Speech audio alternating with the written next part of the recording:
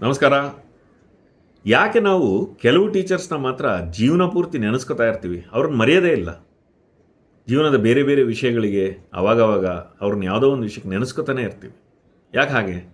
ಅದೇ ಬಹಳಷ್ಟು ಟೀಚರ್ಸ್ಗಳನ್ನು ಅವ್ರು ಯಾವ ಪಾಠ ಮಾಡಿದ್ರು ಅನ್ನೋದು ಬಿಟ್ಟರೆ ಅವರ ಹೆಸರುಗಳನ್ನು ಸಹಿತ ಮರ್ತು ಬಿಟ್ಟಿರ್ತೀವಿ. ಎಷ್ಟೋ ಜನ ಯಾವ ಪಾಠಕ್ಕೆ ಯಾವ ಟೀಚರ್ಸ್ ಬಂದು ಮಾಡ್ತಾಯಿದ್ರು ಅನ್ನೋದನ್ನು ಮರ್ತು ಬಿಟ್ಟಿರ್ತೀವಿ. ಯಾಕೆ ಹಾಗೆ? ಕೆಲವ್ರು ಮಾತ್ರ ನೆನಪುಳಿತಾರಲ್ಲ. ಅದಕ್ಕೆ ಒಂದು ಮುಖ್ಯವಾದ ಕಾರಣ ಇದೆ. ಅದಕ್ಕಿಂತ ಮುಂಚೆ ಈ ಟೀಚರ್ಸ್ ಅಥವಾ ಪ್ರಾಧ್ಯಾಪಕರು ಅಂತಂದರೆ ಬರೀ 9ರಿಂದ 5ಕ್ಕೆ ಬಂದ್ಬಿಟ್ಟು ಪಾಠ ಹೇಳ್ಕೊಡುವಂಥ ಒಬ್ಬ ನೌಕರ ಅಲ್ಲ ರೀ. ನಮ್ಮ ಸಂಸ್ಕೃತಿಯಲ್ಲಿ ಗುರುಬ್ರಹ್ಮ, ಗುರುವಿಷ್ಣು, ಗುರುದೇವೋ ಮಹೇಶ್ವರ ಅಂಥೇಳಿ ದೇವರಿಗೆ ಹೋಲಿಸ್ತೀವಿ ಗುರುವನ್ನು. ಪಾದ ಮುಟ್ಟಿ ನಮಸ್ಕರಿಸ್ತೀವಿ. ಯಾಕೆಂದರೆ ಬರೀ ಪಾಠ ಹೇಳೋಕ್ಕಿರುವಂಥ ನೌಕರ ಅಲ್ಲ ರೀ. ಒಬ್ಬ ವಿದ್ಯಾರ್ಥಿಯ ಸರ್ವತೋಮುಖ ಬೆಳವಣಿಗೆಗೆ ಕಾರಣಕರ್ತರಾಗಬಹುದಾದಂಥವರು ಗುರುಗಳು. ಅದು ಅವರ ಕರ್ತವ್ಯ ಅಂತ ನಂಬಿದಂಥ ಸಂಸ್ಕೃತಿ ನಮ್ಮದು. ಎಷ್ಟೋ ಲೆಕ್ಚರರ್ಸ್ ನೋಡಿ ನೀವು, ಅಥವಾ ಎಷ್ಟೋ ಟೀಚರ್ಸ್ ನಿಮಗೆ ನೆನಪಿರ್ತಾರೆ ಅಥವಾ ಗೊತ್ತಿರುತ್ತೆ. ಅವ್ರು ಒಂದು ಸಲ ಕ್ಲಾಸಿಗೆ ಬಂದರು ಅಂದರೆ ಕ್ಲಾಸು ತುಟಿಕ್ ಪಿಟಿಕ್ ಅನ್ನೋದಿಲ್ಲ ರೀ. ಸೈಲೆಂಟಾಗಿ ಕೂತು ಅವ್ರ ಮಾತನ್ನ ಕೇಳ್ತಾರೆ. ಕೆಲವರು ಲೆಕ್ಚರರ್ಸ್ ಅಂದರೆ ಏನೋ ಒಂದು ಪ್ರೇಮ ಎಲ್ಲ ವಿದ್ಯಾರ್ಥಿಗಳಿಗೆ. ಕೆಲವು ಲೆಕ್ಚರರ್ಸ್ ಬಂದರೆ ಸಾಕು, ಅವ್ರ ಕ್ಲಾಸ್ ಇದೆ ಅಂದರೆ ಕಾಯ್ತಾ ಇರ್ತಾರೆ ವಿದ್ಯಾರ್ಥಿಗಳು. ಯಾಕೆ ಹಾಗೆ? ಏನಿರುತ್ತೆ ಅವರಲ್ಲ ಅಂತ ವಿಶೇಷ? ನೋಡೋಣ. ಈಗ ಸಂಬಳದ ವಿಷಯ ಮಾತಾಡಿದೆ. ನನ್ನ ಪ್ರಕಾರ ನಮ್ಮ ಈಗಿನ ಅಧ್ಯಾಪಕರುಗಳಿಗೆ ಈಗಲೂ ಸಂಬಳ ಅವರ ಅರ್ಹತೆಗೆ ತಕ್ಕಷ್ಟು ಸಿಗ್ತಾ ಇಲ್ಲ ಅನ್ನೋದು ನನ್ನ ಭಾವನೆ. ಭಾಳ ಕಷ್ಟಪಟ್ಟು ಓದಿರ್ತಾರೆ ರೀ. ಈಗ PhD ಮಾಡ್ಕೊಂಡಿರ್ತಾರೆ, ಅಧ್ಯಾಪಕರುಗಳಾಗಿರ್ತಾರೆ. ಅದೇ ಈಗ ಒಂದು ಉದಾಹರಣೆ ಹೇಳಬಲ್ಲೆ. PhD ಮಾಡಿ ಒಬ್ಬರು ಖಾಸಗಿ ಕಂಪ್ನಿಗೆ ಹೋದರು ಅಂತ ಇಟ್ಕೊಳ್ಳಿ ಒಬ್ಬರು ವಿದ್ಯಾರ್ಥಿ. ಇನ್ನೊಬ್ಬರು ವಿದ್ಯಾರ್ಥಿ PhD ಮುಗಿಸಿ ಅಧ್ಯಾಪಕರಾದರು ಅಥವಾ ಪ್ರಾಧ್ಯಾಪಕರಾದರು ಅಂತ ಇಟ್ಕೊಳ್ಳಿ. ಕೆಲವೇ ವರ್ಷಗಳಲ್ಲಿ ಅವರ ಆರ್ಥಿಕ ವ್ಯತ್ಯಾಸವನ್ನು ನೋಡಿ. ಅವರಿಗೆ ದಕ್ಕಬೇಕಾದದ್ದು ಇನ್ನೂ ದಕ್ತಾ ಇಲ್ಲ ಅನ್ನೋದು ಖಂಡಿತವಾಗಿ ನಮಗೆ ನೋಡೋಕ್ಕೆ ಸಿಗುತ್ತೆ. ಕೆಲವರು ಬಿಡಿ, ಒಳ್ಳೊಳ್ಳೆ ಪ್ರೊಫೆಸರ್ಸ್ ಚೆನ್ನಾಗಿರ್ತಾರೆ, ಇಲ್ಲ ಅಂತಲ್ಲ. ಟ್ಯೂಷನ್ಸ್ ಮಾಡ್ತಾರೆ, ಬೇರೆ ಬೇರೆ ರೀತಿ ದುಡಿತಾರೆ. ಆದ್ರೂ ಬಹುಶಃ ಒಬ್ಬರು ಡಾಕ್ಟ್ರಿಗೆ ಸಿಗಬೇಕಾದ್ದು, ಒಬ್ಬರು ಇಂಜಿನಿಯರಿಗೆ ಸಿಗಬೇಕಾದದ್ದು ನಮ್ಮ ಟೀಚರ್ಸ್ಗಳಿಗೆ ಇನ್ನೂ ಸಿಗ್ತಾ ಇಲ್ಲ ಅನ್ನೋದು ನನ್ನ ಭಾವನೆ. ಡಿಗ್ನಿಟಿ ಆಫ್ ಲೇಬರ್ ಅನ್ನೋದಿದೆ. ಗೌರವ ಕೊಡ್ತೀವಿ, ಆ ಹುದ್ದೆಗೆ ಕರಿತೀವಿ, ಚಪ್ಪಾಳೆ ತಟ್ತೀವಿ, ಭಾಷಣ ಮಾಡಿಸ್ತೀವಿ, ಒಂದು ಪೇಟ ಹಾಕಿ ಶಾಲ್ ಹಾಕಿಸ್ತೀವಿ, ಅದೆಲ್ಲ ಮಾಡ್ತೀವಿ. ಆದರೆ ಆರ್ಥಿಕವಾಗಿ ಇನ್ನಷ್ಟು ಕೊಡ್ಬೋದು ಅನ್ನೋದು ನನ್ನ ಭಾವನೆ. ನನ್ನ ಜೀವನದಲ್ಲಿ ಬಹಳಷ್ಟು ಗುರುಗಳು ನನಗೆ ಪರಿಣಾಮ ಬೀರಿದ್ದಾರೆ. ಒಂದು ಉದಾಹರಣೆ ಹೇಳಬಲ್ಲೆ. ನನ್ನ ಕನ್ನಡದ ಭಾಷಾ ಪ್ರೇಮದ ಆ ಒಲವನ್ನು ನನ್ನಲ್ಲಿ ಮೂಡಿಸಿದವರು ಅಂದರೆ ನನ್ನ ಕನ್ನಡ ಟೀಚರ್. ಹೈಸ್ಕೂಲ್ನಲ್ಲಿ ಕೋಲು ತಂದು 4 ಬಿಟ್ಟು ಕಿವಿ ಹಿಂಡಿ ವ್ಯಾಕರಣದಲ್ಲಿ ಏನಾದರೂ ತಪ್ಪು ಮಾಡಿದರೆ 2 ಬಿಟ್ಟು ಹೇಳ್ಕೊಡೋರು. ಅವರು ತಿದ್ದಿದಂಥ, ತೀಡಿದಂಥ, ಅವ್ರು ನೀಡಿದಂಥ ಆ ಪಾಠ ಎಲ್ಲದಕ್ಕಿಂತ ಹೆಚ್ಚಾಗಿ ಹೇಳ್ಕೊಡೋರು. ಭಾಷೆಯನ್ನು ಯಾಕೆ ಕಲಿಬೇಕು, ನೀನು ಯಾಕೆ ಪ್ರೇಮಿಸಬೇಕು ಅಂತ ಹೇಳ್ಕೊಡೋರು. ಅವ್ರು ಕೊಟ್ಟಂಥ ಆ ಪಾಠದಿಂದ ಆ ಭಾಷಾ ಒಲವು ಮೂಡ್ತು ನನ್ನಲ್ಲಿ. ಹೌದಪ್ಪ, ನನ್ನ ಭಾಷೆನ ನಾನು ಚೆನ್ನಾಗಿ ಕಲಿಬೇಕು, ಚೆನ್ನಾಗಿ ಮಾತಾಡೋದನ್ನು ಕಲಿಬೇಕು, ಚೆನ್ನಾಗಿ ಓದೋದನ್ನು ಕಲಿಬೇಕು, ನನ್ನ ಭಾಷೆಯನ್ನು ಜನ ನೋಡಿ ಸಂತೋಷ ಪಡಬೇಕು, ಆ ಥರ ಮಾತಾಡಿ ನನ್ನ ಭಾಷೆಯನ್ನು ನಾನು ಮೆರೆಸಬೇಕು ಅನ್ನೋವಂಥ ಒಂದು ಪ್ರೇಮವನ್ನು ಹುಟ್ಟು ಹಾಕಿದವರು ನನ್ನ ಕನ್ನಡ ಟೀಚರ್. ಇದು ಒಂದು ಉದಾಹರಣೆ ಹೇಳಬಲ್ಲೆ. ಹಾಗೆ ನನ್ನ ಬಹಳಷ್ಟು ಕೊಡುಗೆಗಳನ್ನು ನಾನು ನೆನೆಸ್ಕೋಬೋದು. ಇನ್ನೊಂದಂದರೆ, ನನ್ನ ಜೀವನದಲ್ಲಿ ನಾನೇನಾದರೂ 4 ಮಾತಾಡೋದು ಕಲ್ತಿದ್ದೀನಿ ಅಂತಂದರೆ ಅದಕ್ಕೆ ಕಾರಣ ನನ್ನ ಮೊದಲ ಗುರು, ನನ್ನ ತಾಯಿ. ನಾನು ಚಿಕ್ಕವನಿದ್ದ ಈಗಲೂ ನೆನಪಿದೆ. ಎಲ್ಲಾದರೂ ಏನಾದರೂ ಒಂದು ಚಿಕ್ಕ ಭಾಷಣ ಮಾಡೋದು, ಏನಾದರೂ ಒಂದು ಅವಕಾಶ ಬಂದರೆ ನನ್ನನ್ನು ತಯಾರು ಮಾಡ್ಬಿಟ್ಟು, ಹೋಗು ಧೈರ್ಯವಾಗಿ ಮಾತಾಡು ಅಂಥೇಳಿ ನಾನು ಹುರಿದುಂಬಿಸಿ ಮುನ್ನುಗ್ಗಿಸ್ತಾಯಿದ್ರು. ಯಾಕೆ ಮಾತಾಡಬೇಕು, ಅವತ್ತಿನ ಕಾಲಕ್ಕೆ ಯಾಕೆ ಸ್ಟೇಜ್ ಫಿಯರ್ ಅನ್ನೋದನ್ನು ಎದುರಿಸಬೇಕು ಹೋಗಿ ಅನ್ನೋದನ್ನು ಹೇಳ್ಕೊಡೋರು. ಹಾಗಾಗಿ ನಾನು ಮುನ್ನುಗ್ತಾಯಿದ್ದೆ. ಆಮೇಲೆ ಅದರಿಂದ ಬರೋ ಲಾಭ ಏನು ಅನ್ನೋದನ್ನು ಹೇಳ್ಕೊಡೋರು. ಈ ವಿವರಣೆ ಅನ್ನೋದು ಬಹಳ ಮುಖ್ಯ ರೀ. ಅದಲ್ಲದೆ ಇನ್ನೊಂದು ಅಂಶ ಇದೆ, ಹೇಳ್ತೀನಿ. ಆಮೇಲೆ ನನ್ನ ಜೀವನದಲ್ಲಿ ಸ್ವಲ್ಪ ಏನಾದರೂ ಒಳ್ಳೆತನ ಅನ್ನೋದು ನಾನು ಕಲ್ತಿದ್ರೆ ಅದು ನನ್ನ ತಂದೆಯಿಂದ. ಅವರು ಹೇಳ್ತಾ ಇದ್ದಂಥ ಕಥೆಗಳು, ಆ ನೀತಿ ಪಾಠಗಳು ನನಗೆ ಪ್ರೇರಣೆ ನೀಡಿತು. ಆಮೇಲೆ ಅದರಿಂದ ಆಗುವಂಥ ಉಪಯೋಗಗಳು ಬಹಳ ಸಹಕಾರಿಯಾಯಿತು. ಆಮೇಲೆ ನಮ್ಮ ಶಾಲೆಗಳಲ್ಲಿ ಇದ್ದಂಥ ಟೀಚರ್ಸ್ ನಮಗೆ ಹೇಳ್ತಾ ಇದ್ದಂಥ ಕಥೆಗಳು, ಒಂದು ಪೀರಿಯಡ್ ಅಂದರೆ ಬರೀ ಪಾಠನೇ ಅಲ್ಲ ರೀ, ನಮಗೆ ಕಥೆಗಳು ಹೇಳೋರು, ಅದ್ರ ಜೊತೆ ಏನೇನೋ ಬೇರೆ ಬೇರೆ ಏನೇನೋ ಆ್ಯಕ್ಟಿವಿಟಿಗಳಿರೋದು. ಇವಾಗ ಬಿಡಿ, ಎಲ್ಲರಿಗೂ 95% ಬಂದರೆ ಕಮ್ಮಿ ಬಂತು ಅಂತ ಯೋಚನೆ ಮಾಡುವಂಥ ಕಾಲ ಬಂದ್ಬಿಟ್ಟಿದೆ. ಎಲ್ಲರಿಗೂ 98% ಆ್ಯಂಡ್ ಅಬೋವೇ ಬರಬೇಕು. ಕಾಲಘಟ್ಟ ಬದಲಾಗಿದೆ, ನಂಗೆ ಅರ್ಥ ಆಗುತ್ತೆ. ಎಲ್ಲ ಕಡೆ ಕಟ್ ಥ್ರೋಟ್ ಕಾಂಪಿಟೇಷನ್ ಅಂತ ಏನು ಕರಿತೀವಿ, ಮಕ್ಕಳು ಎಷ್ಟು ಓದಿದ್ರೂ ಕಮ್ಮಿನೇ. ಆದರೆ ಒಬ್ಬ ವಿದ್ಯಾರ್ಥಿಯ ಸರ್ವತೋಮುಖ ಬೆಳವಣಿಗೆನೂ ಅಷ್ಟೇ ಮುಖ್ಯ ಅಲ್ವೇನ್ರಿ. ಬರೀ ಪುಸ್ತಕದ ಬದನೆಕಾಯಿ ಆಗಿಬಿಟ್ರೆ ಏನೇನು ಆಗುವಂಥ ಅನಾಹುತಗಳು ನಾವು ಎಷ್ಟು ನೋಡಿದ್ದೀವಿ ಪ್ರಪಂಚದಲ್ಲಿ. ಈಗ ಇನ್ನೊಂದು ಉದಾಹರಣೆ ಹೇಳಬಲ್ಲೆ. ಕೆಲವು ಗುರುಗಳು, ಈಗ ಕೆಲವೊಂದು ಶಾಲೆಗಳಲ್ಲಿ, ಬಹಳಷ್ಟು ಶಾಲೆಗಳಲ್ಲಿ ಗಣಿತ ಅನ್ನೋದು ಕಬ್ಬಿಣದ ಕಡಲೆ ಅಂತ ಹೇಳ್ಕೊಂಡು ವಿದ್ಯಾರ್ಥಿಗಳು ಓಡಾಡ್ತಾ ಇರ್ತಾರಲ್ವ. ಬಹಳಷ್ಟು ಉದಾಹರಣೆಗಳಲ್ಲಿ ಏನಾಗುತ್ತೆ ಅಂದರೆ ಅದಕ್ಕೆ ಕಾರಣ ಅಲ್ಲಿ ಪಾಠ ಮಾಡುವಂಥ ಗಣಿತದ ಗುರುಗಳೇ ಆಗಿರ್ತಾರೆ. ಅಂದರೆ ಅವ್ರು ಚೆನ್ನಾಗಿ ಪಾಠ ಮಾಡಲ್ಲ ಅಂತಲ್ಲ, ಪಾಪ ಅವ್ರು ಕಷ್ಟಪಟ್ಟು ಚೆನ್ನಾಗೇ ಪಾಠ ಮಾಡ್ತಿರ್ತಾರೆ. ಆದರೆ ಆ ಒಂದು ಸ್ಪೆಷಲ್ ಇಂಗ್ರೀಡಿಯೆಂಟ್ ಇರುತ್ತಲ್ಲ, ಅದು ಇರೋದಿಲ್ಲ. ಹಾಗಾಗಿ ವಿದ್ಯಾರ್ಥಿಗಳು ಕಷ್ಟಪಡ್ತಾ ಇರ್ತಾರೆ. ಅವರು ಪಾಪ ಚೆನ್ನಾಗಿ ಓದ್ಕೊಂಡಿರ್ತಾರೆ, ಚೆನ್ನಾಗಿ ಬಂದ್ಬಿಟ್ಟು ಚೆನ್ನಾಗಿ ಪಾಠ ಹೇಳ್ಬಿಟ್ಟು ಹೋಗ್ತಿರ್ತಾರೆ. ಆದರೆ ವಿದ್ಯಾರ್ಥಿಗಳಿಗೆ ಅದು ಇಳಿತಾ ಇರಲ್ವೇ, ಅದು ಮುಖ್ಯ.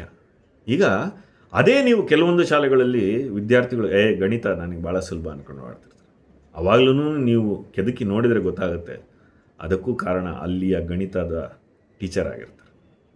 ಏನೋ ಒಂದು ಇರುತ್ತೆ ರೀ, ಅವ್ರು ಮಾಡೋ ಪಾಠದಲ್ಲಿ ಅದೊಂದು ಸೀಕ್ರೆಟ್ ಇರುತ್ತೆ. ಅವ್ರು ಮಾಡುವಂಥ ಅವರ ಏನಂತಾರೆ ಆ ಅಪ್ರೋಚ್ನಲ್ಲಿ ಒಂದು ಸೀಕ್ರೆಟ್ ಇರುತ್ತೆ. ಕೆಲವು ಲೆಕ್ಚರರ್ಸ್ ಅದಕ್ಕೋಸ್ಕರ ನಮಗೆ ಜೀವನ ಪೂರ್ತಿ ಪ್ರೇರೇಪಿಸಿಬಿಡ್ತಾರೆ. ಆಮೇಲೆ ಎಷ್ಟೋ ಉದಾಹರಣೆಗಳು ಕೊಟ್ಬಿಡ್ಬೋದು ನಾನು ನಿಮಗೆ. ಈಗ ಒಬ್ಬರು ವಿಜ್ಞಾನಿನ ಹೋಗಿ ಕೇಳಿ, ನಿಮ್ಮ ಈ ವಿಜ್ಞಾನದ ಆಸಕ್ತಿ ಎಲ್ಲಿಂದ ಮೂಡ್ತು, ನಿಮಗೆ ಎಲ್ಲಿಂದ ಬಂತು? ಯಾರೋ ಒಬ್ಬರು ಅದರ ಕಿಡಿನ ಹಚ್ಚಿರ್ತಾರೆ ರೀ ಅವ್ರ ಜೀವನದಲ್ಲಿ. ಅವರಿಗೆ ಆಸಕ್ತಿ ಮೂಡೋದಕ್ಕೆ ಏನೋ ಒಂದು ಕಾರಣ ಇರುತ್ತೆ. ಯಾರೋ ಒಬ್ಬರು ಆ ವಿಜ್ಞಾನದ ಬಗ್ಗೆ ಏನೋ ಒಂದು ತೋರಿಸಿರ್ತಾರೆ, ಏನೋ ಒಂದು ಹೇಳ್ಕೊಡ್ತಾರೆ. ಒಂದು ಚಿಕ್ಕ ಉದಾಹರಣೆ ಹೇಳಬಲ್ಲೆ.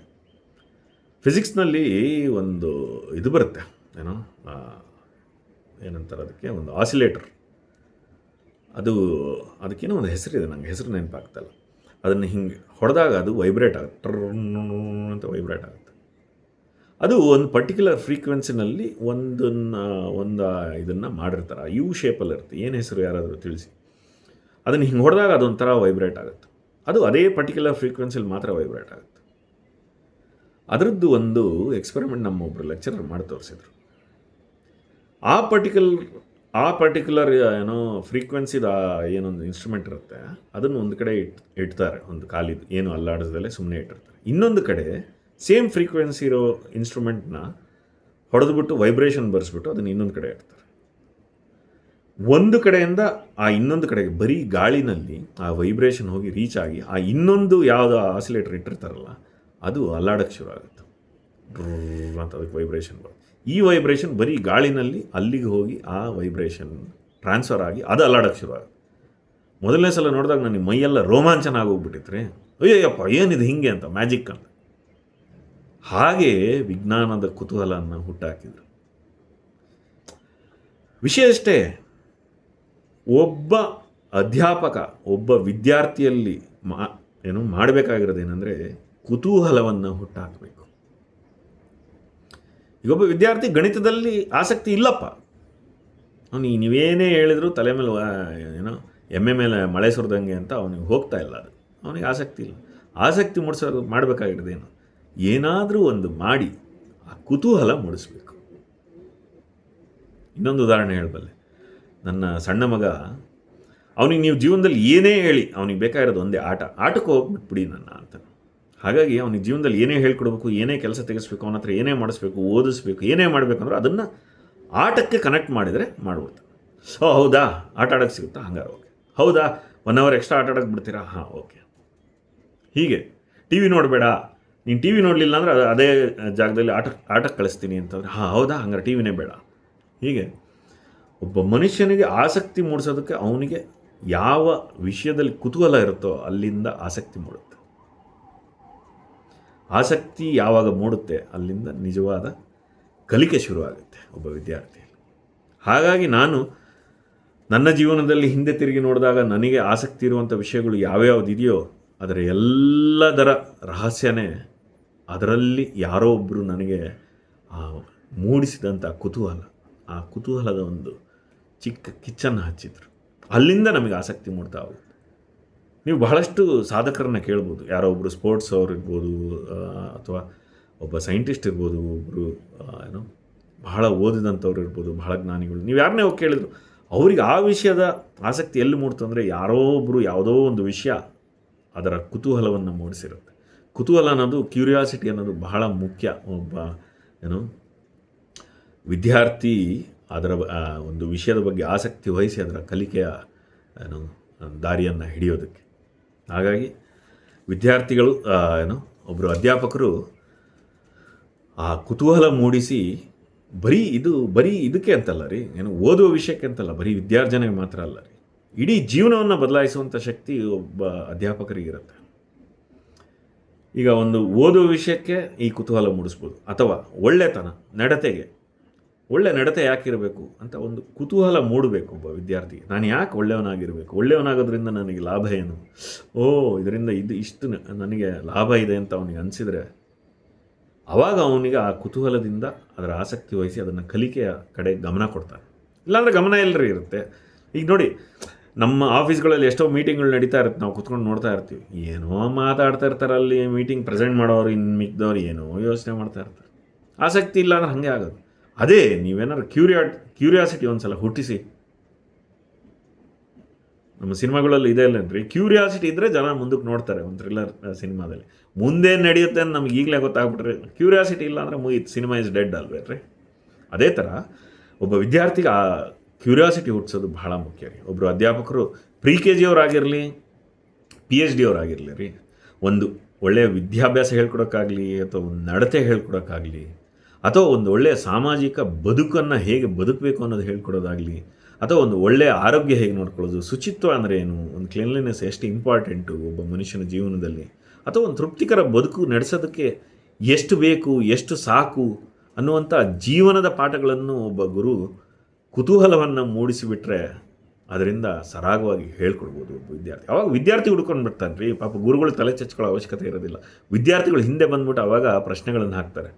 ಅದು ಹೇಳಿದ್ರಲ್ಲ, ಇದು ಹೇಳಿದ್ರಲ್ಲ, ಹೇಳಿ ಅಂತ ನಾವು ಹುಡ್ಕೊಂಡು ಹೋಗ್ತೀವಿ ವಿದ್ಯಾರ್ಥಿಗಳಾಗಿ. ಅವಾಗ ಅಧ್ಯಾಪಕರು ಅದನ್ನು ಮಾಡೋ ಅವಶ್ಯಕತೆ. ಅಧ್ಯಾಪಕರು ಮಾಡಬೇಕಾಗಿರೋದು ಬರೀ ಕುತೂಹಲ ಹುಟ್ಟಾಕಿದರೆ ಸಾಕು.